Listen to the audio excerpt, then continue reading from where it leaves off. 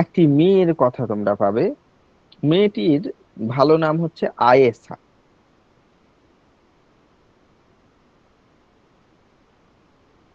কি নাম? আয়েশা। একে বাড়ির লোক এসা বলে ডাকে। এসা। আয়েশা বা এসা নোয়াখালী থেকে ফিরে, ওই প্রথম লাইনটা দেখো, নোয়াখালী থেকে ফিরে মেয়েটা যেন কি হয়ে গেছে। নোয়াখালী থেকে যখন ফিরেছে তারপরে মেয়েটা কি হয়ে গেছে, কি হয়েছে? হাসি খুশিতে ভরা, ফুলে ফুলে দুলে বেড়ানো প্রজাপতির মতন সে এসাই নয় যেন। আগে হাসি খুশি থাকতো, ফুলে ফুলে যেমন প্রজাপতি ঘুরে বেড়াতো তেমন থাকতো, এখন কিন্তু তা নয়। আগে কি করতো? আহ খুব মানে প্রাণ খুলে বাসতো। আচ্ছা, এসার একজন দাদু আছেন। তার কথাই বলছে যে বুড়ো নাকি বড্ড ভালোবাসতো, তাই বুড়ি দিয়ে গেছে।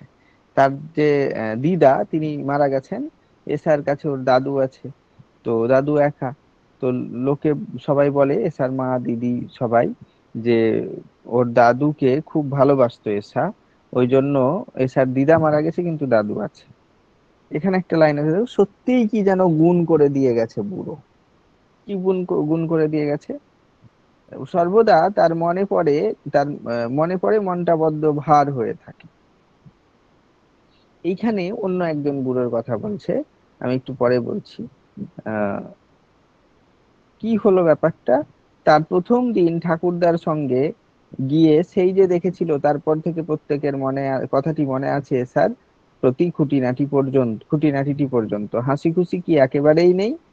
তা আছে, তবে তার মধ্যে সেখানকার কথা যদি আরেকটু মনে পড়ে যায়, আর যাই পড়ে বাস আর কিছু ভালো লাগে না।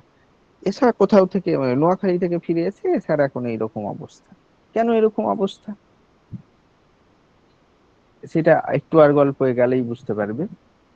এসাদের কলকাতাতে বাড়ি আছে। এখানে দেখো, কলকাতায় বাড়ি আছে, গ্রামেও বাড়ি আছে। গ্রামের বাড়িতে বাগান পুকুর মাঠ, আর কলকাতার মতন এত জামা কাপড় পরা, জামা কাপড় না পরা কত লোক, কত ভালো তারা।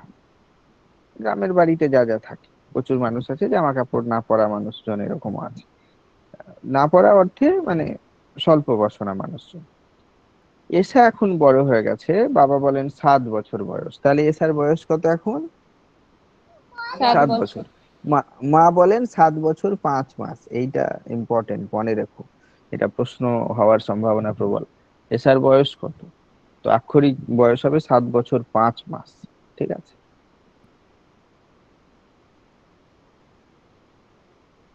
এসার যে দাদু স্যার আমি একটু, বলছিলাম। হ্যাঁ। স্যার একটু থামাচ্ছি। এই যে 7 বছর 5 মাস, ধরেন দুটো অপশানে থাকলো, তাহলে আমরা কোনটা অপশান দেব? 7 বছর 5 মাস। ওই যে ওর বাবা যে বলছে আবার 7 বছর, মানে যদি বাবা দুটো ঠিকঠাক অপশানে থাকে। বাবা ঠিকঠাক জানেন না। মা বলেন 7 বছর 5 মাস। ঠিক আছে। তো 7 বছর 5 মাসটাই ধরবে। এটা দুটোই অপশন থাকবে। ঠিকই বলেছো, এটাই প্রশ্ন হওয়ার সম্ভাবনাও প্রচুর। আচ্ছা, এসার যে দাদুর কথা বলছিলাম তিনি হলেন হাজী সাহেব। হুম।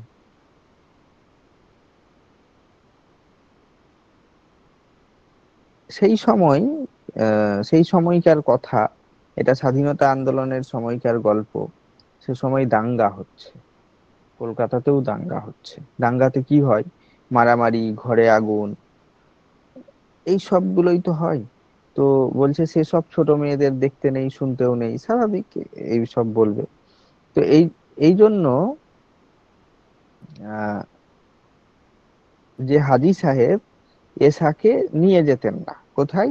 যে বুড়োর জন্য মন খারাপ, মোটামুটি ওই বুড়োর কাছে বা ঘরের বাইরে কোথাও এরকম। দাদু এসাকে ছেড়ে এক রাত্রিও থাকতে পারেন না। ওই জন্যই রয়েছেন কলকাতায় এসে, নয়তো আগেই গ্রামে থাকতেন তিনি। বুড়ো যেমন এসাকে গুণ করেছে, তেমনি বলতে পারা যায় এসাও তার দাদুকে গুণ করেছে। ঠিক আছে। আচ্ছা, এবার যে বুড়োর কথা হচ্ছে, যে কোন বুড়োর জন্য এসার মন এত খারাপ, সেই বুড়ো হচ্ছেন মহাত্মা গান্ধী। বুড়ো অর্থাৎ গান্ধীজি। তিনি কোথায় এসেছেন? তিনি এসেছেন তিনি এসাদের বাড়ির ওখানে এসেছেন, কলকাতার বাড়ি, হ্যাঁ সেখানে। পায়ে হেঁটে হেঁটে গ্রামে গ্রামে ঘুরে বেড়াচ্ছেন, বনের মধ্য দিয়ে, ডোবার পাশ দিয়ে, ক্ষেতের আল ভেঙে, একটা বাঁশের নড়বড়ে পুলের উপর দিয়ে, খাল পেরিয়ে বুঝিয়ে বেড়াচ্ছেন তাদের কত ভুল, মানে সাধারণ মানুষের কি তাদের পাগলামি। মনে মনে আশা, এইভাবে ওর নিজের প্রাণটা গেলেও যদি ফেরে ওদের মতিগতি। কাদের মতিগতি? ওখানকার স্থানীয় মানুষের মতিগতি। কেন? ওই মানুষগুলো দাঙ্গা করছে। ঠিক আছে? কিসের নামে দাঙ্গা? ধর্মের নামে দাঙ্গা। ওই সময় বেসিক্যালি ধর্মীয় দাঙ্গা হয়েছিল, হিন্দু মুসলিমের দাঙ্গা হয়েছিল। মহাত্মা গান্ধী তখন এসছেন। এবং আহ, তো এটা তো আমরা সবাই জানি যে মহাত্মা গান্ধীর স্বাধীনতা যুদ্ধে বিশাল বড় অবদান আছে, তাই না? কিছু কিছু লোক দেখবে গান্ধীর নামেও উল্টোপাল্টা বলে বেড়ায়, নিরক্ষরতার জন্য, জ্ঞানের অভাবের জন্য। কেউ কেউ প্রোপাগান্ডা করে ওটা ঢুকানো করে, মানে এসবগুলোর জন্য, এইসব ফালতু কথা প্রচারের জন্য কিছু মানুষ ওটা প্রচার করে, কিছু মানুষের লাভ হতে পারে রাজনৈতিক বা আর কিছু। রাজনীতির ঊর্ধ্বে, সমস্ত কিছুর ঊর্ধ্বে যে মহাপুরুষগুলো আমাদেরকে স্বাধীনতা এনে দিয়েছে তাদের কৃতিত্ব স্বীকার না করাতে অন্যায় আছে, করাতে কোনো দ্বিধা নেই। তো মহাত্মা গান্ধী, আজকের যুগে কোনো মানুষ গ্রুপ ডি এর চাকরি ছাড়বে না, সেই সময় ব্যারিস্টার হতে পারতেন, ছিলেন।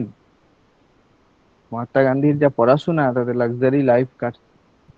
ইংরেজরা ভারতের কাকে পাত্তা দিয়েছে? কাউকে দেয়নি। কিন্তু এই গান্ধী, একে কেন এত ভয় করে চলতেন? কি এমন ক্ষমতা, কল্পনা করো। যে সারা জীবন একদম লাক্সারিয়াস লাইফ কাটাতে পারতেন, তিনি তা না করে কি বেছে নিলেন? আমি আমার শরীরের নিম্নাঙ্গ ঢেকে রাখবো, ঊর্ধ্বাঙ্গ ঢেকে রাখবো, সারাটা জীবন রাখবো না। কেন? না, আমার দেশের মানুষের তো পুরো শরীর ঢাকার পোশাক নেই। এই গল্পের প্রথমেই দেখো লেখা আছে, কি বলছে? গ্রাম ভালো। কি আছে গ্রামে? বাগান আছে, পুকুর আছে, মাঠ আছে। আর কলকাতার মতন এত জামা কাপড় না পরা লোক আছে। গ্রামের মানুষ জামা কাপড় ভালোভাবে পরতে পারছে না এই সময়, কিন্তু দাঙ্গা করছে। মহাত্মা গান্ধী বলে বলে বুঝাচ্ছেন কলকাতার ওই গ্রামগুলোতে এসে, তখন কলকাতা ছোট্ট শহর, তার আশেপাশে সবই গ্রাম। বলে বলে বোঝাচ্ছেন কেন, যদি মতিগতি ফেরে। গান্ধীজির এটা ধারণা, যেটা করতে করতে যদি আমার প্রাণও চলে যায়, তবু চলবে। ভারত স্বাধীন হলো, সব মন্ত্রী হওয়ার লাইন লেগে গেল, কে প্রধানমন্ত্রী, কে কোন মন্ত্রী হচ্ছে। ওই সময় গান্ধীজি কোথায় ছিলেন বলো তো?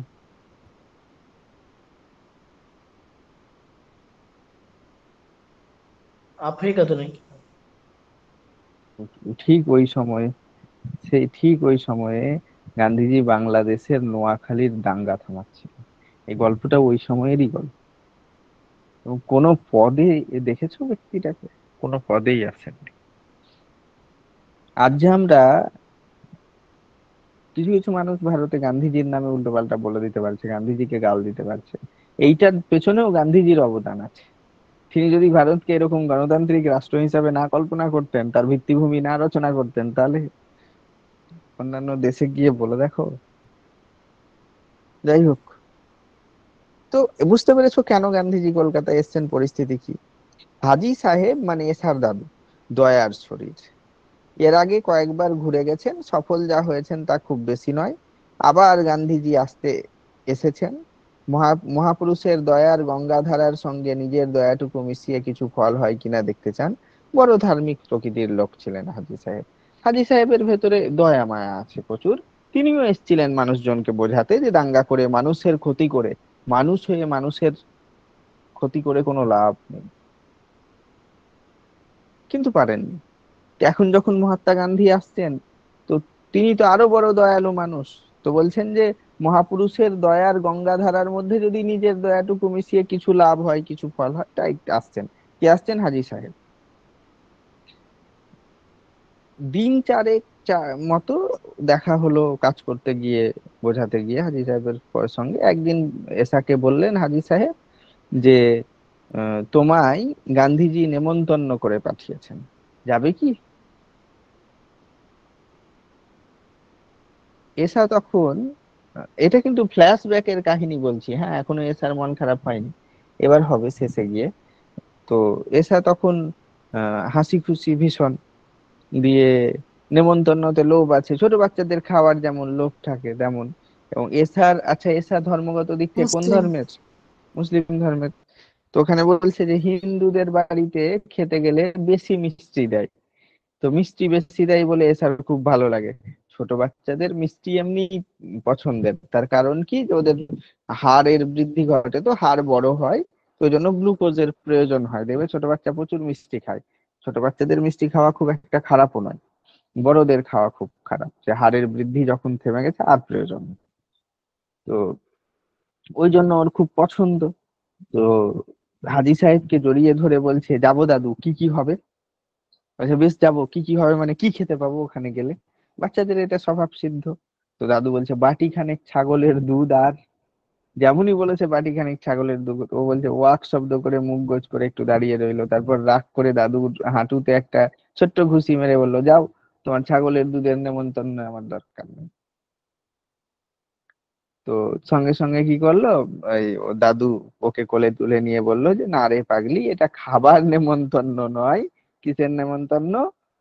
এটা হচ্ছে তোকে দেখবেন, গল্প করবেন তোর সঙ্গে, তার নেমন্তন্ন, দেখার জন্য, গল্প করার জন্য। কেন তাহলে আমাকে ডেকেছে? এখনো কিন্তু গান্ধীজির সঙ্গে দেখা হয়নি স্যার, এই প্রথম হবে। কেন ডেকেছে? বললো ডেকেছে এই কারণে যে গান্ধীজি ছোট্ট বাচ্চাদেরকে বড্ড ভালোবাসেন, তাই তোকে ডেকেছে। তো তুই যখন বলছিস, তো তোর জন্য না হয় লুচি সন্দেশের ব্যবস্থা করব। বলবো, মহাত্মাজি, আমাদের এসারানি দেখতে পরীর মতো, কিন্তু খিদে রাক্ষসীর। এটা আন্ডারলাইন করে রেখেছে, দেখতে পরীর মতো, খিদেটা রাক্ষসীর মতো। দাদুর পিঠে আদুরে রাগের কিল চড় কটক পড়লো, বাচ্চারা যেমন করে। তারপর রাজি হলো এসা, যে বেশ তাহলে আমি যাবো। কোথাও যদি যাওয়ার এরকম ব্যাপার থাকে, বাচ্চাদের তো স্বভাব স্বভাব সিদ্ধ আনন্দ, প্রচুর আনন্দ। তো সে রাতে এসার ঘুম এলো না। এগুলো থেকে প্রশ্ন হতে পারে, হ্যাঁ। সে রাতে এসার ঘুম এলো না। কেন ঘুম এলো না? সাত পাঁচ চিন্তা। বাচ্চাদেরও মাথায় অনেক চিন্তা থাকে। ভাবছে, যাবো বলে তো দিলাম, কিন্তু ওই যে গান্ধীজির সঙ্গে দেখা করতে যাব, ওই গান্ধীজি লোকটাই বা কেমন? আর এসা দাদার কাছে শুনেছে যে গান্ধীজিকে দেখে বড় বড় সাহেবরা পর্যন্ত ভয়ে কাঁপে। লাট সাহেব লাট সাহেব, হ্যাঁ, লাট সাহেব মানে লর্ড সাহেব, বড় লাট, বড় লর্ড, ঠিক আছে? তো সেই সময় ভাবো, অনেক বড় পদ, যার সামনে কেউ আসতে ভয় পেত। এখনো আমাদের প্রবাদে বেঁচে আছে এই শব্দগুলো। ইংরেজরা যে এসছে আমাদের চেতনায় রেখে দিয়ে গেছে, আমরা বলি কি, কত বড় লাট সাহেব। তো লাট সাহেব ডেকে হাত মেলাতে হয়, লাট সাহেবকে ডেকে হাত মেলাতে হয়, লাট সাহেব পর্যন্ত গান্ধীজিকে ডেকে হাত মেলায়। বড় বড় সাহেবরা একে দেখে ভয়ে কাঁপে। তো এসা মনে মনে ভাবছে যে আমার তো সাহেব দেখলেই ভয় হয়। রাঙা রাঙা প্রচন্ড প্রকাণ্ড মুখ, কটা কটা চোখ, মুখে কালো কালো এত বড় করে সিগারেট, সেই সাহেব আবার গান্ধীজিকে দেখে কাঁপে। তো গান্ধীজি না জানি কত ভয়ানক আছে, তাই না?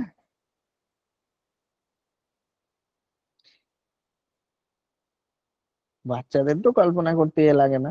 একটা ছোট বাচ্চা খুব শুনেছিল যে শাহরুখ খান মানে বড় নায়ক। তো ও গিয়েছে মুম্বাই, দিয়ে ওর খুব শখ শাহরুখ খানকে দেখবে। এবার কোনো একটা পাবলিক মিটিং এ, মানে পাবলিক প্লেসে শাহরুখ খানকে দেখতে, মানে সব কিছু একটা চলছে শুটিং, সব মানুষজন ভিড় করে আছে। তো ওই বাচ্চাটা যার সাথে গেছে, ওরা সবাই তখন বলছে যে, এই দেখ, এখানে তুই তো বলিস শাহরুখ খানকে দেখবি দেখবি, তো এখানে দেখ, এখানে আছে। দিয়ে ও তো ভিড় টির সরিয়ে কোনো রকমে ওর বাবার কোলে টোলে ঘাড়ে চেপে দেখছে, বারবার বলছে, দেখ ওইটা ওইটা। দিয়ে বলছে, কোনটা? দিয়ে বলছে, ওই তো সামনে দাঁড়িয়ে আছে, ওটাই শাহরুখ খান। দিয়ে ও বারবার বলছে, কোনটা, ভালো করে বলো, আমি চিনতে পারছি না, ভালো করে বলো, চিনতে পারছি না। দিয়ে ও দেখে টেখে নিল, যখন ফাইনালি দেখলো, বললো এটা। দেখে নিয়ে বললো, ফালতু দেখা হলো। কেন? বলে একদম মানুষের মতো দেখতে, কিছুই আলাদা নেই। তো বাচ্চাদের আজব কল্পনা থাকে। তো ভাবছে গান্ধীজি না জানি কত ভয়ানক হবে।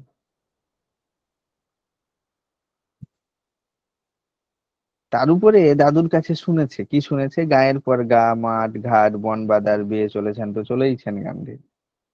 আচ্ছা, কোন মানুষ মাঠের পর মাঠ, বন বাদার কিছুই বাদ দেন না, চলছেন তো চলছেনই। দাদু বলেন এরকম যে এত মাঠ টাঠ পেরিয়ে মানুষকে বুঝিয়েই যাচ্ছেন বুঝিয়েই যাচ্ছেন। তো ছোট্ট এসা কল্পনা করছে, গান্ধীজির শরীর কি তাহলে লোহার? কেমন করে চলছে? এবং গান্ধীজিকে দেখে, গান্ধীজি কলকাতায় এসছেন, সেই সময়কার সেলিব্রিটি, আগের যুগে যারা কাজ করতেন তারা সেলিব্রিটি হতেন, এখন যারা অকাজ করেন তারা হন সবচেয়ে ভালো হার্টের ডাক্তার, জানো না? সবচেয়ে ভালো ব্রেন সার্জার, যিনি সার্জারি করেন, জানো না? সবচেয়ে ইন্টেলিজেন্ট ব্যক্তি, জানো না? সবচেয়ে ভালো কোডিং জানে, জানো না? সেলিব্রিটি এরা কেউই না। সেলিব্রিটি কারা? যারা কাজ করে, যারা হাজার কোটি টাকার ব্যবসা করছে, বড় বড় কোম্পানি চালাচ্ছে, কোম্পানির সিইও, এমডি, এক্সিকিউটিভ ম্যানেজার, এদেরকে তোমরা চেনো না। কাকে যেন দেখবে রিলস দেখতে ব্যস্ত, কাকে দেখছো এই রিলসে? কে পরোটা বিক্রি করছে, কে বড়া পাও বিক্রি করছে, কে কি বিক্রি করছে। বড় মানে এটা দেখে দেখে ভবিষ্যতে কি করবে, ওই সবগুলোই করবে। তো ওই সময় রিয়েল সেলিব্রিটি মহাত্মা গান্ধী এসছেন, তো মানুষের কত আবেগ হতে পারে।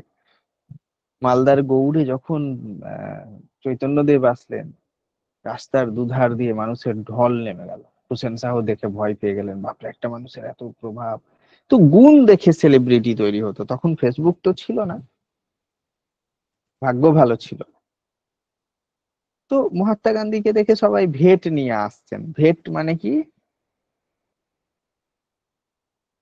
উপহার। উপহার। ভেট নিয়ে আসছেন, কি উপহার নিয়ে আসছেন? কেউ বেল নিয়ে আসছেন, কেউ নারকেল নিয়ে আসছেন, কেউ আরো কত কি, এগুলো থেকে প্রশ্ন হতে পারে, হ্যাঁ মনে রেখো। তো বিভিন্ন জন বিভিন্ন উপহার নিয়ে আসছে। আর মানুষজন এসে বলছেন যে আর এরকম করব না। এরকম করব না মানে দাঙ্গা করব না, আপনি বুঝালেন আমরা বুঝলাম, আর করব না। যা লোকসান করেছি অপর পক্ষের মেরামত করে দিচ্ছি। এসা মনে মনে ভাবছে, সব মানুষ একে দেখে এত ভয় পাচ্ছে, কি ভয়ঙ্কর মানুষই না হবেন গান্ধীজি।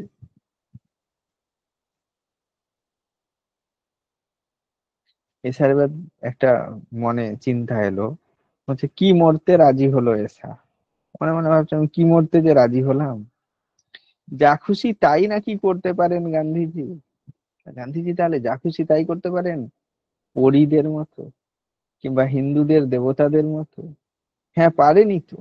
ঘুমোতে ঘুমোতে এসা বেচারা এখন ঘুমে ঢলে গিয়েছে, আর স্বপ্নে দেখছে গান্ধীজি এসে হাতটা ধরে তুললেন। কাকে তুললেন? এসাকে। স্বপ্নে। ঠিক আছে। দেখবে স্বপ্নে তুমি যা চাও সেটা করতে পারবে না। তুমি দৌড়াচ্ছ তো এগোচ্ছ না, বাইক চালাচ্ছ তো এগোচ্ছ না, তোমাকে সাপে তাড়া করছে, তুমি দৌড়াতে পারছো না। ঘুমিয়ে থাকা স্বপ্ন আমাদেরকে বাধা দেয়। তো দেখলেন যে হাত ধরে কি করছেন, হাত ধরে তুললেন। এসা দেখছে সত্যি কত বড় মানুষ রে বাবা। দেখছে গান্ধীজি প্রকাণ্ড একটা মানুষ। স্বপ্নে সাহেবরা আর ভয় পাবে না? এত বড় মানুষ থাকলে যত বড় সাহেব থাক ভয় পাবেই। তুলে সঙ্গে নিয়ে চললেন। কাকে তুলে? এসাকে সঙ্গে নিয়ে কোথায় চললেন?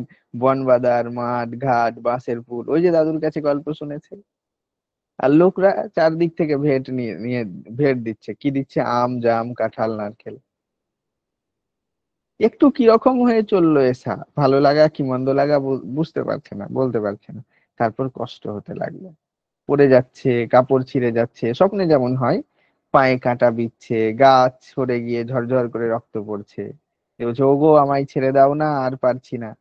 গান্ধীজি বলছেন, না, থামলে কি চলে? কেন মানুষে এরকম? মানুষ এরকম কেন, কেন দাঙ্গা করছে? এসো না, আমাদের রক্তের নদী বইয়ে যত সব দুষ্টুদের ডুবিয়ে দিই। এসো আমরা আমাদের রক্তের নদী বইয়ে দিব, আর দুষ্টুদেরকে সেইখানটাই ডুবিয়ে দিব। এই স্বপ্ন দেখতে দেখতে সকাল। বলছে ভাগ্যিস সকালে দাদুর ডাকে ঘুম ভাঙলো। দিয়েছা ঘুম থেকে উঠে দেখলো স্বপ্ন। এরকম কত স্বপ্ন দেখেছো আর ভেবেছো যাক স্বপ্ন ছিল, বেঁচেছি। পরদিন সন্ধ্যের বেলায় হাজী সাহেব এসাকে নিয়ে, মানে হেসার দাদু এসাকে নিয়ে গান্ধীজি যেখানে থাকেন সেখানে গেলেন। এসার ভয়ে বুক কেমন করছে, দুরু দুরু করছে। গিয়ে একটা ভালো জিনিস হলো। কি ভালো জিনিস হলো? এসার জন্য ভালো জিনিস হলো কি, এসা জানতে পারলেন গান্ধীজির শরীর আজ খারাপ, সমস্ত দিন বেরোতে পারেননি, এবং গান্ধীজি বেশিরভাগ সময় অসুস্থই থাকতেন, কম বেশি শরীর খুব সঙ্গ দিত না, খেতেন না তো। কেন খেতেন না? তিনি যেমন মানে অর্ধাঙ্গ বসন পড়ে থাকবেন এরকম প্রতিজ্ঞা করেছিলেন, তেমনি ভেবেছিলেন যে আমি কোনোদিনও পূর্ণ আহার করব না, অর্ধাহারে থাকবো, কারণ আমার দেশের মানুষ খেতে পায় না। খাবার অভাব ছিল না গান্ধীর।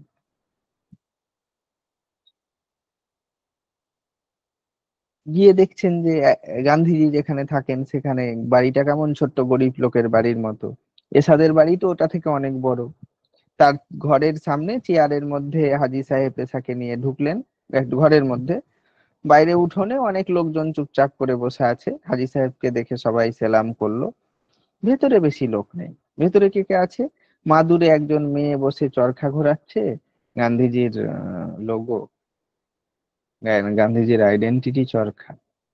চরখা কর্মের প্রতীক, কাজের প্রতীক, অনবরত কাজের প্রতীক। গান্ধীজি বলতে চেয়েছেন কিছু করো, করে স্বাবলম্বী হও। তো একজন মেয়ে চরকা ঘোরাচ্ছে। একজন রোগাপনা লোক একটা বই পড়ছে। আচ্ছা, এই রোগাপনা লোকটা কি হতে পারে যিনি বই পড়ছেন? গান্ধীজি। গান্ধীজি স্যার। গান্ধীজি। একজন এমনি চুপ করে বসে আছে। তাহলে ঘরের মধ্যে একটা মেয়ে, গান্ধীজি, এসা জানে না যে এটা গান্ধীজি, মনে হচ্ছে রোগা একটা লোক বই পড়ছে, আর একটা লোক এমনি চুপ করে বসে আছে। আর একজন বেদানা ভেঙে একটা বাটিতে জড়ো করছে। বাড়ির ভেতরের দিকেও লোক আছে, কেমন করে জানা যাচ্ছে? যে চাপা কথাবার্তা শোনা যাচ্ছে। এসা মনে মনে ভাবলো ভেতরে যেহেতু লোক আছে, তো ভেতরের দিকে নিশ্চয়ই গান্ধীজি শুয়ে আরাম করছেন, তাই না? এটা এসা মনে মনে ভাবলো। এসার দাদু এসাকে ওই ঘরের মধ্যে বসিয়ে দিয়ে বললো আমি আসছি। সবাই উঠে গেল এবং সবাই চলে গেল। শুধু এসা আর যে লোকটা বই পড়ছিল সে থাকলো। তা কেন উঠে গেল? তার কারণ যে বাইরে গোলমাল হচ্ছিল, গোলমালের আওয়াজ শুনতে পাচ্ছিল। তো ওর দাদু এসাকে বসিয়ে চলে গেল, সবাই চলে গেল, শুধু যে লোকটা বই পড়ছিল আর এসা থাকলো। এসার ভয় হতে লাগলো। এসা মনে মনে ভাবছে যে সারা রাত গান্ধীজিকে ভয় পেয়েছে। ও মনে মনে ভাবছে যে দাদু যে বসিয়ে গেল, তো এই বই পড়া লোকটার কাছে না বসিয়ে গিয়ে গান্ধীজির কাছে বসিয়ে যেত, তাও হতো। প্রকাণ্ড চেহারা, লোহার মতো শরীর, শুনেছি তো বিপদ আসলে সামলাতে পারতো। এই রোগা পটকা বই পড়া মানুষ কিভাবে সামলাবে? আর লোকটা বই পড়ছে তো পড়ছেই, কোনো কথাও বলে না। খানিকক্ষণ পরে, এরকম কাটার পরে, আহ লোকটা বই থেকে মুখ তুলে বলল, খুকু ভয় করবে না।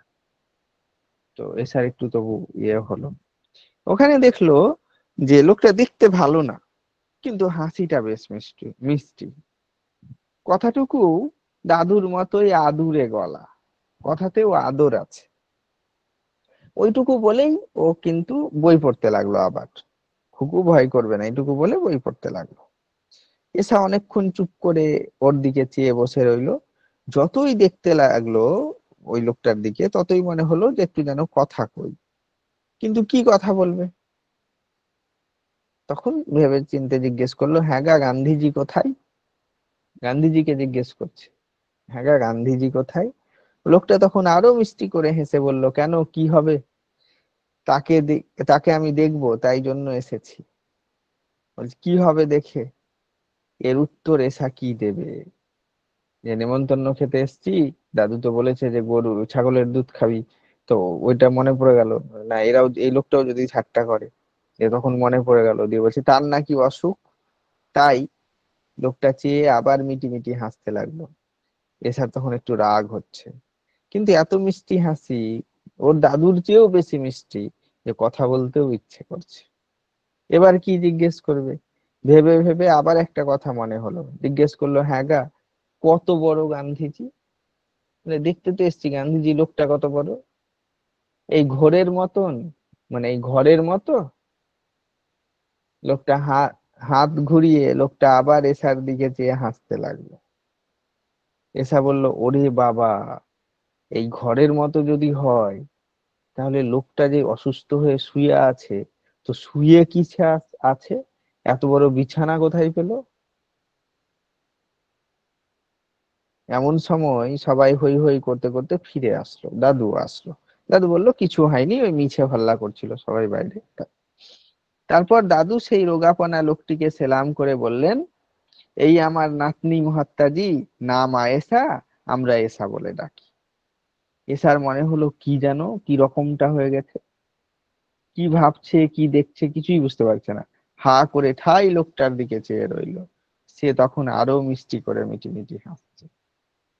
এটা আন্ডারলাইন করো। তারপরে গান্ধীজির আর এসার খুব ভাব হয়ে গেল, ভীষণ ভাব হলো, বন্ধুত্ব হয়ে গেল। বারবার গান্ধীজির কাছে এসা আসলো। একটা খেলা গান্ধীজি খেলেন, সেটা এসাও শিখলো। কি খেলা? চরকা চরকা খেলা। গান্ধীজি নিজেই এসাকে একটা ছোট্ট চরকা গড়িয়ে দিলেন, ওর পাশে বসে সেই চরকা এসা ঘোরায়। এসা বলেছে যে আমি একদিন চরকা চরকা খেলায় আপনাকে হারিয়ে দেবো, গান্ধীজিকে হারিয়ে দেবে। গান্ধীজি যখন বলেছেন আমি যদি হেরে যাই তো নিজের বড় চরকাটা আমি তোমাকে দিয়ে দেবো। ওইখানে বসে ওদের গল্প হয়, আরো সবাই থাকে। কিন্তু গান্ধীজি আছেন এই ভেবে এসার ওখানে বসে গল্প করতে লজ্জাও হয় না, ভয়ও হয় না। এটা আন্ডারলাইন করে রেখো। আহা, গান্ধীজি সত্যি বড্ড ছেলে মানুষ। এছাড়া মনে হচ্ছে এই গান্ধীজি খুব ছোট মানুষের মতো, ছেলে মানুষ। দাদুর মতন বুড়ো বটে, কিন্তু ভেতরে ছেলে মানুষের মতো। এই জন্য এসা দুঃখ করে বলেন, এসাদের কথা এখনো ভালো করে শিখতে পারেননি। কে পারেননি? গান্ধীজি। তো এসা বলেছেন গান্ধীজিকে যে শিখিয়ে দেবো আমি তোমাকে ভালো কথা বলা। সেজন্য ওকে গল্পের বই, ছড়ার বই পড়ে শোনায়, গল্প বলে। কে এসা? কাকে? গান্ধীজিকে। গান্ধীজি চরকা ঘোরাতে ঘোরাতে আর সবার সঙ্গে গল্প করতে করতে শোনেন, এক একটা কথা জিজ্ঞেস করেন, এক একটা কথা নিজেই বলে হেসে হেসে, নিজেই বলে হেসে বলেন এসাকে, এই দেখো মাস্টার মশাই আমি শিখেছি। ঠিক আছে, এখানে মনে রেখো আসলে কথা বলা শেখা বলতে গান্ধীজি তো অবাঙালি ছিলেন, বাংলা শেখার কথাই হয়তো এখানে বলা হচ্ছে। সবাই হাসে, গান্ধীজিও হাসেন। ওর হাসিটা আর কথাগুলো এত মিষ্টি লাগে এসার। কার কথা বলা হয়েছে? গান্ধীজি। গান্ধী। প্রায় দিনই সন্ধ্যের পর এসাকে নিয়ে দাদু গান্ধীজির ওখানে যেতেন, আর যখন খাবার সময় হতো তখন ফিরে আসতেন। গান্ধীজি গ্রামে গ্রামে বেরিয়ে আসতেন, লোকেদের শান্ত শান্ত হতে বলতেন। সন্ধ্যার পর যখন ফিরে আসতেন, এক একদিন দেরি হতো ফিরতে, তখন সবাই গান্ধীজির জন্য অপেক্ষা করতো, চুপ করে বসে থাকতো। তারপরে আসলে আবার রীতিমতো যারা অপেক্ষা করতেন তাদের সঙ্গেও কথা হতো। একদিন এছাড়া গেল গান্ধীজির বাড়ি, ওখানে গিয়ে দেখলেন যে উনি আগেই এসে গেছেন, সবাইকে মানুষকে বুঝিয়ে গ্রাম থেকে ফিরে। শুধু এসছেন তাই নয়, যে চরকা খেলাটা খেলেন তিনি সেটাও খেলছেন না। মানে যে চরকা ঘোরানোটা এসার কাছে খেলা। অন্য ঘরে বিছানায় চুপটি করে শুয়ে আছেন। অন্যজনের কাছে, লোকজনের কাছে জানতে পারলেন যে আজ গান্ধীজির শরীর খুব খারাপ, ডাক্তার অন্যদের সাথে গল্প করতে বারণ করেছে, কারোর সাথে। এসার মন খারাপ হয়ে গেল। কেন? এসা এখন গান্ধীজির সাথে না খেলে না কথা বলে থাকতে পারেন না, থাকতে পারে না। তো সে মনে মনে তখন প্রার্থনা করছে, বলছে হে ভগবান, খোদা তাআলা, দেখিয়ে দাও, একবার একবার দেখাও। বড্ড মন কেমন করছে। মানুষের প্রতি মানুষের অনুরাগ জন্মালে, অনেকটা আত্মীয়তা গড়ে উঠলে দেখার জন্য মন কেমন করে। এছাড়া তাই হচ্ছে। বলছে না দেখতে পেলে কেঁদে ফেলবো। আর অনেক লোক এখানে বসে আছে, সবার সামনে যদি কাঁদি তো ব্যাপারটা লজ্জার হবে। গান্ধীজি যখন গল্প শোনাতেন নেশাকে, তখন একদিন শুনিয়েছেন যে ভগবান কচি ছেলে মেয়েদের কথা খুব শুনতে পান। দেখা হবে না শুনে হাজী সাহেব সবার সঙ্গে গল্প করে চলে আসবেন উঠে, হাজী সাহেব আর এসা। এমন সময় একটি মেয়ে যিনি গান্ধীজির সাথে থাকেন, সেই মেয়েটি এসে দাদুকে ইংরেজিতে বলল, কি বলল, যে গান্ধীজি দেখা করতে বলেছেন, এসাকে একটু থাকতে বলেছেন, যেতে না করেছেন। কেউ এসার সঙ্গে যখন গান্ধীজির কথা হয়ে যাবে তখন কেউ গিয়ে এসাকে আবার দিয়ে আসবে ওদের বাড়িতে। এসাকে তখন দাদু জিজ্ঞেস করলো, হ্যাঁ রে তুই থাকবি? তখন এসা বললো, হ্যাঁ থাকবো। ও থাকবে না? আবার ও থাকার জন্য, কথা বলার জন্য তো প্রার্থনা করছিল। গান্ধীজির ডাক্তার ওকে কি বললেন, উনিও একটু হেসে কি বললেন, এবার ঘরে ঢুকলো এসা, গিয়ে বসে আছে। তারপরে দেখলেন যে গান্ধীজির ডাক্তার গান্ধীজিকে কি বলছেন, গান্ধীজিও একটু হেসে তাকে কি বলছেন। যে ডাক্তার চলে গেল, গান্ধীজির বিছানার পাশে একটা টুলে এসা বসে রইল। গান্ধীজি বললেন, গল্প বলো। ওর কথাগুলো এরকম একটু বাঁকা, মানে হিন্দি কথা তো বাংলায় বললে একটু বাঁকা সুর আছে, তাই মিষ্টি লাগে শুনতে। এসা জিজ্ঞেস করছে, কষ্ট হচ্ছে তোমার? গান্ধীজি বলছেন, হুম। এসা বলছে, আমি খোদা তাআলাকে বলবো, ভালো করে দিবেন, হিন্দুদের ভগবানকেও বলবো।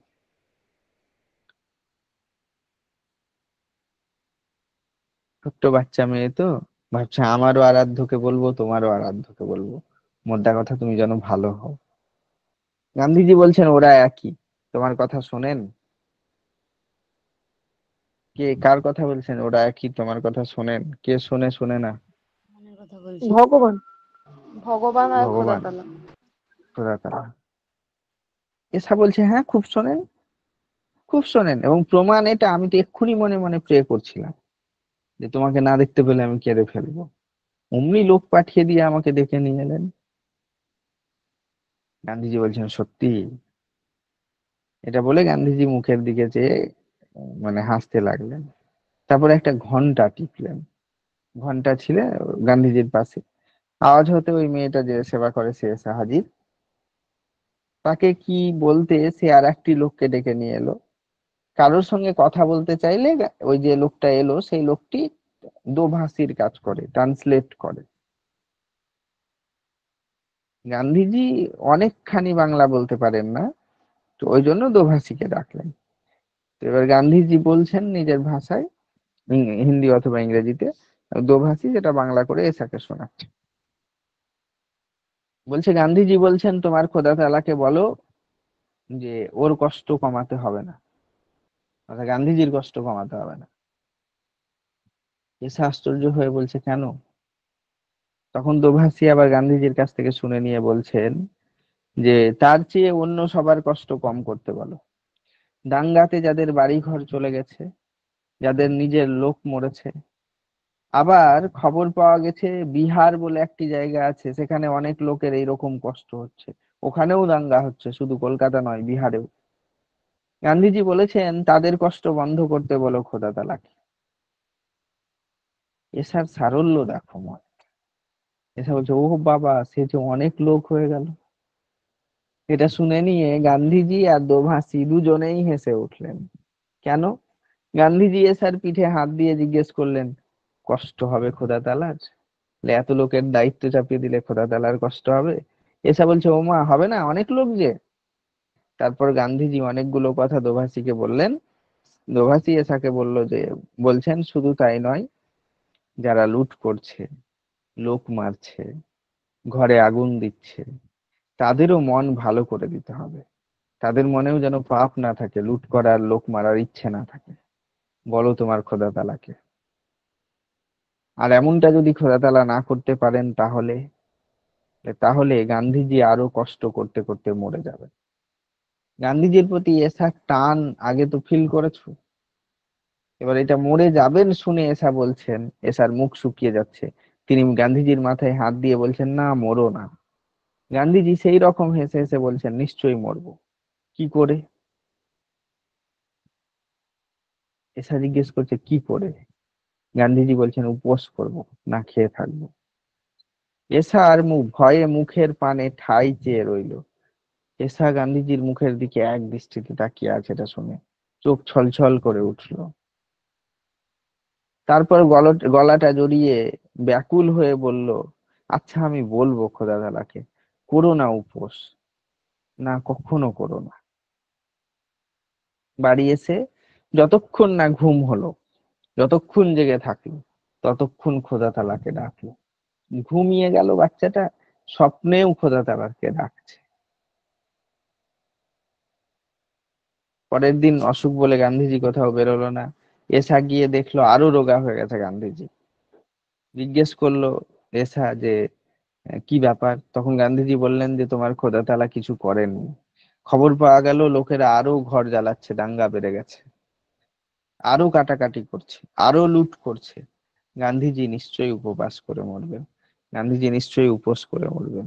গান্ধীজি বললেন যে উপোস করা ছাড়া উপায় উপায় নেই, আবার উপোস করতে হবে, বেশি করতে হবে।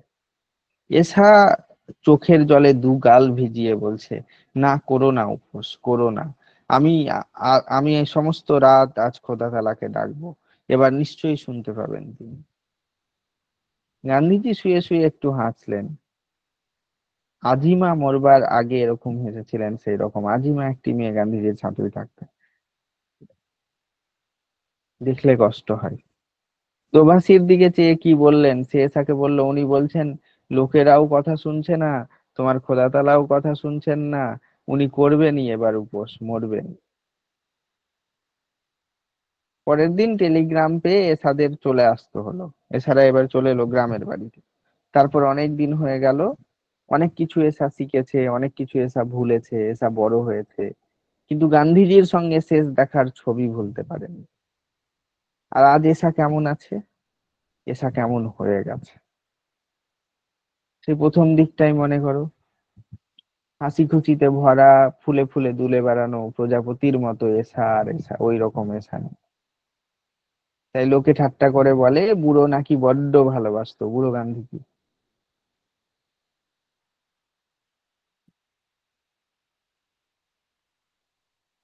গান্ধীজি। ঠিক আছে, তারপর থেকে এসা কেমন হয়ে গেছে। তাহলে কি এসা গান্ধীজির খোঁজ নিয়েছেন? নিয়েছে সেখান থেকে আসার পরে? না। কেমন আছেন গান্ধীজি কাউকে জিজ্ঞেস করতে ইচ্ছে হয় না। শুনে নাকি ভালো আছেন, ওখান থেকে চলেও গেছেন, ওখান থেকে কলকাতা থেকে, কিন্তু ওর মন বিশ্বাস করতে চায় না। মনে হয় সবাই যেন কাটাকাটি করছে। কোথায়? কলকাতায় সবাই এখনো কাটাকাটি করছে, মারামারি করছে। খোদা তাআলা যেন শুনছেন না। গান্ধীজি বিছানায় শুয়ে শুয়ে শুকিয়ে গেছেন আরো, মুখে আজিমার মতন হাসি রয়েছে। বলেছেন এইবার মরবেন নিশ্চয়ই উপোস করে। কাছে নেই বলে এসার মনটা আরো হু হু করে। কি করবে সে? এর উপর উপোস করলে কি বাঁচবেন? এরকম অবস্থায় যদি আবার উপোস করে তাহলে কি বাঁচবে? বাড়ির লোক বলে বুড়ো কি গুণ করে দিল মেয়েটাকে, যে মেয়েটা বুড়োটার জন্য এরকম করছে। আবার কলকাতায় সেই একই রকম আওয়াজ উঠলো, আল্লাহু আকবর, বন্দে মাতরম, জয় হিন্দ। কলকাতায় এসাদের বাড়িতে মানে তখন এসারা কলকাতায়, হ্যাঁ, মানে তারপরে আবার কলকাতায়, কিন্তু গান্ধীজি আর কলকাতায় নেই। দাঙ্গা আবার শুরু হলো, দুপক্ষের আওয়াজ, আল্লাহু আকবর, বন্দে মাতরম, জয় হিন্দ। বাড়ির সবাই, এসাদের বাড়ির সবার মুখ শুকিয়ে গেল। শহরে দাঙ্গা লেগেছে, এটা শুনে নিয়ে দাদারা তাড়াতাড়ি স্কুল থেকে এলো, বাবা অফিস থেকে ফিরে এলো। কদিন এইরকম দাঙ্গা চললো। এসার বুকটা অষ্টপ্রহর দূর দূর করে। কেন দূর দূর করে বুকটা? নিজের জন্য নয়, বাড়ির জন্যও নয়। বাড়িতে বন্দুক আছে, বাবা দাদু দাদারা সবাই আছে। এসার বাড়ির জন্য, নিজের জন্য ভয় নেই। এসার ভয় করে গান্ধীজির জন্য। তিনি যে উপোস করবেনই, আর কোনো মতে তাকে রুখতে পারা যাবে না। যে এই মানুষগুলো যে আবার মারামারি কাটাকাটি লেগে গেল, তাহলে গান্ধীজি অবশ্যই এবার উপোস করবেন। আর কি তাকে আটকানো যাবে? কারা সব আছে তার কাছে, এসব ভাবছে এখন তার কাছে কারা আছে গান্ধীজির কাছে, কি করছে তারা? তারা কি গান্ধীজিকে আটকাচ্ছেন উপোস করা থেকে? শব্দ আরো বেশি হয়ে উঠছে। কিসের শব্দ? ওই দাঙ্গার দুপক্ষের শব্দ। ছটপট করছে এসা, শব্দ বাড়ছে, এসার ছটপটানি বাড়ছে। খোদা তাআলাকে এত ডাকছেন, আগেও শোনেননি, এখনো শুনছেন না। খোদা তাআলাকে এত ডাকছেন, শুনছেন না কেন? এরা অনেক লোক বলে আর বড্ড দুষ্টু বলে মানা করে উঠতে পারছেন না নাকি? খোদা তাআলা কি মানুষগুলোকে নিষেধ করতে পারছেন না যে এইসব না করতে? নাকি অনেক লোক বলে নিষেধ করা যাচ্ছে না? তারপর একদিন বিকেলে খুবই বাড়াবাড়ি হয়ে গেল। কিসের বাড়াবাড়ি? দাঙ্গার। মনে হলো সমস্ত পাড়াটা ঘিরে ফেলেছে সবাই। একদিকে জয় হিন্দ, আর একদিকে বন্দে মাতরম, আর একদিকে আল্লাহু আকবর। ক্রমেই এগিয়ে আসছে, সব পক্ষ ক্রমে এগিয়ে আসছে। বাবা দাদা সবাই বন্দুক লাঠি সরকি নিয়ে জায়গায় জায়গায় দাঁড়িয়ে গেল বাড়ি পাহারা দেওয়ার জন্য। দাঙ্গাবাজদের অনেক রকম ধান্দা থাকে, নারীদের উপর অত্যাচার করে পৈশাচিক আনন্দ লাভ করা, বাড়ি লুট করা, দোকান লুট করা, সম্পত্তি লুট করা। তাদের ভেতরে যে ব্রেন ওয়াশ করে রাখে, সেই ব্রেন ওয়াশের ফলে একটা কাল্পনিক স্বার্থ নিয়ে ঘোরে, সেই স্বার্থ চরিতার্থ করা। সমাজে তিন ধরনের মানুষ পাবে। এক ধরনের মানুষ দাঙ্গা করে, সব ধর্মের মধ্যে আছে। আর এক ধরনের মানুষ দাঙ্গা করে না। এই দু ধরন ঠিক আছে, স্পষ্ট, এরা দাঙ্গাবাজ, এরা দাঙ্গা করে না, টোটালি করে না। মিডিল ম্যান সবচেয়ে খারাপ। মাঝে এক ধরনের মানুষ দাঙ্গা করে না, কিন্তু যারা দাঙ্গা করে ওদেরকে সমর্থন করে, এরা সবচেয়ে ভয়। কোনোদিনও দেখবে দাঙ্গার মাথা হয়, নেতা হয় দাঙ্গাবাজদের, ওই নেতাদের দেখবে যারা অ্যান্টি সোশ্যাল লোকজন সমাজে গুন্ডামি করে বেড়ায়, ও নিজের ছেলেকে গুন্ডা তৈরি করে না, নিজের ছেলেকে অ্যান্টি সোশ্যাল তৈরি করে না। ও নিজে অ্যান্টি সোশ্যাল সব কাজের সঙ্গে যুক্ত, আর ছেলেকে ইংল্যান্ডে লন্ডনে পড়াবে, আমেরিকায় পড়াবে, ডাক্তার বানাবে, সভ্য জগতের বাসিন্দা তৈরি করবে। আর যে বাড়িটা গরিব, সেই বাড়ির ছেলেটা ওর ইশারায় বাইকে করে চেপে বেড়াবে, বড় চুল রাখবে, আর বন্দুক নিয়ে পিস্তল নিয়ে, যেমন যেমন করে অ্যান্টি সোশ্যাল কাজকর্ম করা যায় তেমন তেমন করে করবে।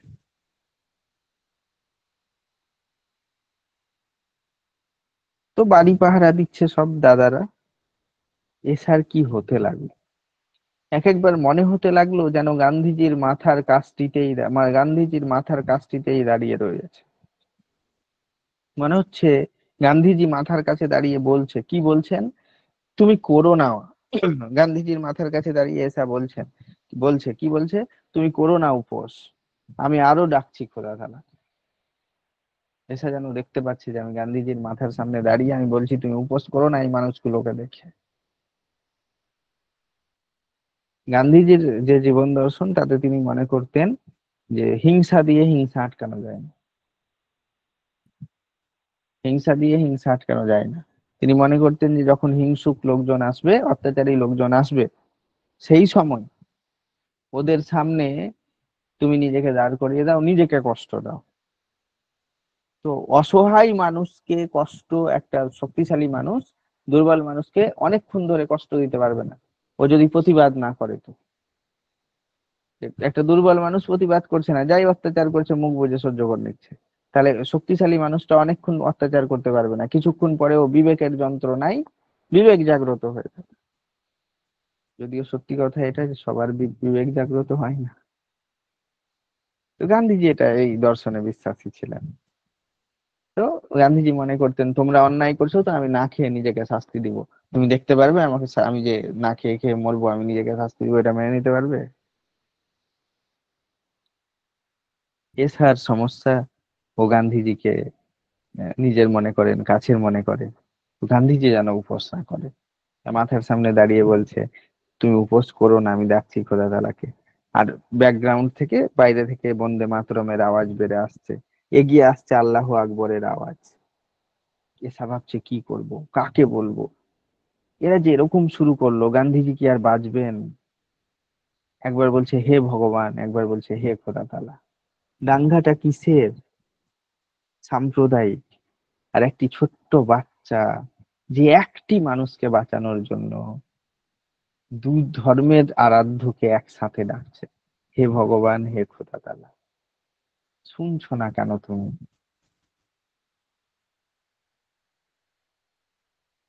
আরম্ভ হয়ে গেছে সামনের রাস্তায়, বাড়ির নিচে, এসাদের বাড়ির নিচেই দাঙ্গা চলছে। এখনো গায়ে গায়ে ভিড়েনি, দুপক্ষ গায়ে গায়ে ভিড়েনি, একটু জায়গা গ্যাপ আছে মাঝখানে, তবে বেশি দূরে না। দুটো দল সামনাসামনি, ঢিল আছে, পাটকেল আছে, সোডার বোতল আছে, মানে কাঁচের বোতল, লোহার টুকরো আছে, এইসব দুপক্ষকে চালাচ্ছে, দুদিকে ছোড়াছুড়ি চলছে। দাদারা যেন হাজারটা ব্যাডমিন্টন খেলছে একসাথে। এমন দৃশ্য, দাদারা ব্যাডমিন্টন খেললে যেমন আওয়াজ হয়, যেমন শব্দ হয়, ওই রকম মনে হচ্ছে হাজারটা ব্যাডমিন্টন খেলা শুরু হয়েছে। এই যে দুপক্ষ দুদিকে দাঁড়িয়ে ঢিল, পাটকেল, সোডার বোতল, লোহার টুকরো ছুড়াছুড়ি করছে, এমন সময় দৌড়ে গিয়ে একটি মেয়ে ওই দুপক্ষের মাঝখানে দাঁড়ালো। দুটো মৃত্যুর মাঝে জীবনের প্রতীক, হিংসার মাঝে শান্তির প্রতীক। ছোট ধবধবে রং, গায়ে একটা সাদা ধবধবে ফ্রক। শান্তিকে তো সাদা রঙের হতেই হবে। ঘাড় পর্যন্ত ছাঁটা চুলগুলো হাওয়ায় দুলছে, দুটো হাত দুদিকে উঁচু করা। দুপক্ষের দুদিকে দাঙ্গাবাজ, আর মাঝখানে ছোট্ট একটা ফুটফুটে মেয়ে। ধবধবে রং, গায়ে একটা সাদা ধবধবে ফ্রক, ঘাড় পর্যন্ত ছাঁটা চুল, আর হাত উঁচু করা, চুলগুলো হাওয়ায় দুলছে।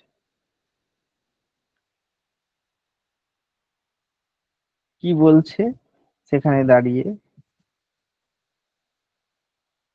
কখনো হুকুম করছে তোমরা থামো, কখনো অনুরোধ করছে তোমরা আর করো না, কখনো মিনতি করছে। গলার স্বর পরীর মতো, এত মাধুর্যপূর্ণ গলা। ধ্বংস শেষ কথা নয়, অন্যায় শেষ কথা না, অন্যায় করে শান্তিও পাওয়া যাবে না। সৃষ্টি শেষ কথা, ন্যায় শেষ কথা, ঘেন্না শেষ কথা নয়, ভালোবাসা শেষ কথা। ওই জন্য ওই যে দুপক্ষের আওয়াজ, সেটাকে ছাপিয়ে উঠছে। একটি ছোট্ট মেয়ের আওয়াজ দুপক্ষের দাঙ্গার আওয়াজকে ছাপিয়ে শোনা যাচ্ছে। তার আওয়াজ বলছে, সেতারের বাজনা শুনেছো তো, মুলতানের সুরটা? সেতারের বাজনা বাজলে মুলতানের যে সুর থাকে, ঝংকারে যেমন ছাপিয়ে ওঠে, তেমন ওই ছোট্ট ফুটফুটে মেয়েটির আওয়াজ ছাপিয়ে ছাপিয়ে উঠছে দাঙ্গাবাজদের আওয়াজের কাছে। বলছে, ওগো তোমরা থামো, থামো না গো তোমরা। কেন থামবে? গান্ধীজি যে উপোস, গান্ধীজি যে আর বাঁচবেন না, থামো না গো। গান্ধীজি শুধু একজন মানুষ নয়, গান্ধীজি একটা আদর্শ, গান্ধীজি একটা বিচারধারা। হিংসা যদি এত উন্মত্ত হয়ে যায়, তো অহিংসা বাঁচবে না। মেয়েটি এটাই তো বোঝাতে চাইছে। হঠাৎ সুর নরম হলো, হঠাৎ দুপক্ষের সুর কমলো, কিন্তু পুরোপুরি কমলো না। এক পর্দা, সঙ্গে সঙ্গেই একটু সুর নরম হলো, সঙ্গে সঙ্গেই ওই বাচ্চা মেয়েটির কোমরে এসে কি একটা লাগলো। তবে ওটা ঢিল নয়, কাঁচের বোতলের টুকরো। যে সাদা ফ্রক ছিল, দেখতে দেখতে রক্তে রাঙা হয়ে উঠলো। মেয়েটা দেখলো না, আন্দাজেই হাতটা নামিয়ে চেপে ধরলো সেখানে। মুখ কিন্তু বন্ধ নেই, রক্ত কোমর থেকে ঝরছে অনবরত, মুখ বন্ধ নেই। বলছে, ওগো তোমরা থামো, তোমরা থামো। উপোস করবেন যে, বাঁচবেন না যে। লেখক বলছেন লিখতে সময় লাগলো, কিন্তু ঘটনাটা 1 মিনিটের মধ্যে ঘটে গেছে। সব চুপচাপ, দুপক্ষই কি ভেবে একটু চুপচাপ। কিছু মানুষ ভাবছে আকাশ থেকে পরী নেমে এসেছে, নিজের শরীরের মধ্য দিয়ে সবার রক্ত বইয়ে দিতে। এই দুপক্ষ জড়ো হয়েছিল কেন? রক্ত বয়াতে, তাই না? পরী নেমেছে যে আমার রক্ত বইয়ে দিচ্ছি, তোরা থেমে যা। তা নয় তো কে পারে মৃত্যু বর্ষণের মাঝখানে এমন ভাবে দাঁড়াতে? দুদিকে মৃত্যু, আর মাঝখানে এমন ভাবে দাঁড়াতে কোনো মানুষ পারবে? পরীই পারবে। মনে আছে দাদু বলেছিল গান্ধীজিকে পরিচয় করানোর সময়, আমাদের এসা দেখতে পরীর মতো, কিন্তু খায় রাক্ষসের মতো। হাত তুলে নিজের নিজের দলকে থামাতে বলল দুদিক থেকে। এই দলের যে নেতাগুলো, তারা থামাতে বলল দুপক্ষই, আর কাছে ছুটে এলো। এতক্ষণে বাড়িতে কি হয়েছে? বাড়ির লোকজন দেখেছে যে রাস্তায় একটি মেয়ে এইভাবে দু দলের মাঝখানে দাঁড়িয়েছে, ওর কোমরে লেগে গেছে কাঁচের টুকরো। বাড়ির লোক বলছে, আরে ওই মেয়েটা এসা, কি বিঁধলো ওর গায়ে, কি সর্বনাশ হলো, এসাই যে আমাদের, তাহলে বেরোলো কোন দিক দিয়ে? বেরিয়ে এলো সবাই বাড়ি থেকে। দাঙ্গা থেমে গেছে, এখন আর বন্দুকের দরকার নেই, তবু ওর বাড়ির দাদাদের হাতে বন্দুকটা থেকে গেছে। সবার মাথা নিচু। কার জন্য? এসার জন্য। হিন্দু মুসলমানের একই ভগবান, খোদা তাআলার চরণে নতি জানিয়েই কি, তাহলে হিন্দু মুসলমান কি বুঝতে পারলো যে ভগবান একটাই?